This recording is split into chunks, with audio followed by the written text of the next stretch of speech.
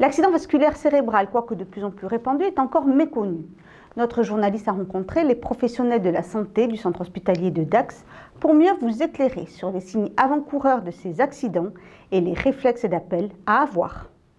Dans les Landes, 1000 personnes par an sont touchées par un AVC, une maladie encore trop méconnue. Alors l'AVC, c'est l'interruption brutale de la circulation cérébrale. Soit, c'est pas le plus fréquent, c'est 20%, une artère qui se rompt, on appelle ça une hémorragie cérébrale.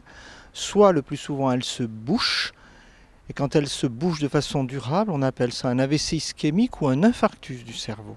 Disons que la moyenne d'âge est quand même de 70 ans, entre 70 et 75 ans, mais il y a 25% de moins de 65 ans. Il y a même des enfants, ou en tout cas de jeunes adultes, ça c'est assez fréquent, 25%, qui font des accidents vasculaires cérébraux, alors qu'ils sont encore actifs professionnellement. Donc ce n'est pas seulement une maladie de la personne âgée. Beaucoup de gens arrivent trop tard. Ils ont eu un trouble de la parole, mais ils n'ont pas pensé à un AVC. Ils ont eu un engourdissement d'un côté du corps, une faiblesse, un trouble de la vision d'un côté du corps. Mais ça a pu durer que quelques minutes, 1 heure, 2 heures, ils ont attendu. Et malheureusement, le temps perdu ne se rattrape pas.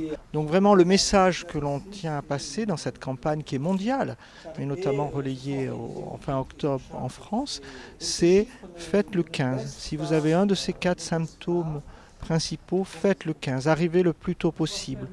On sauve des vies, mais surtout on empêche des handicaps permanents. L'association France AVC 40 agit sur le territoire pour aider et informer.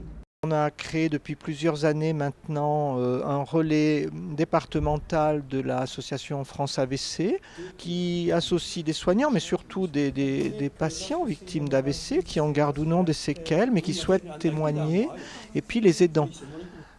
C'est-à-dire souvent les conjoints ou les enfants qui s'occupent des victimes d'AVC quand ils ont de lourdes séquelles. Ils sont formés, l'association a ce but-là, et puis ils s'entraident aussi mutuellement. Par exemple, une dame qui élevait des chiens, l'association a pu l'aider à refaire des concours. Un aidant nous raconte l'AVC de sa femme.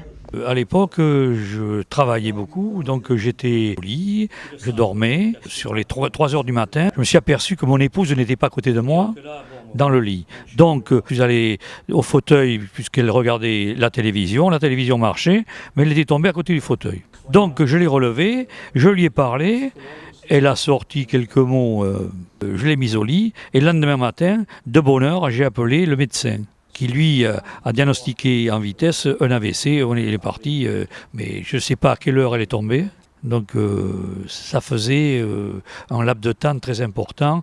Donc il est évident qu'à partir de là, il est souvent des séquelles importantes parce qu'on a attendu trop longtemps. Je vais vous dire, je me suis mis dans l'association pour y retrouver une certaine chaleur, puisque c'est des gens qui, comme moi, ont eu ces problèmes, ou d'autres qui ont fait des AVC, qui viennent témoigner eux aussi, pour prêcher la bonne parole et dire ce qu'il faut faire, ce qu'il ne faut pas faire, pour aider, pour que ça ne se reproduise pas ailleurs. Et je le dis parce que votre vie change, la vie de votre épouse change, vous avez bouleversé complètement votre façon de voir et d'appréhender la façon de vivre.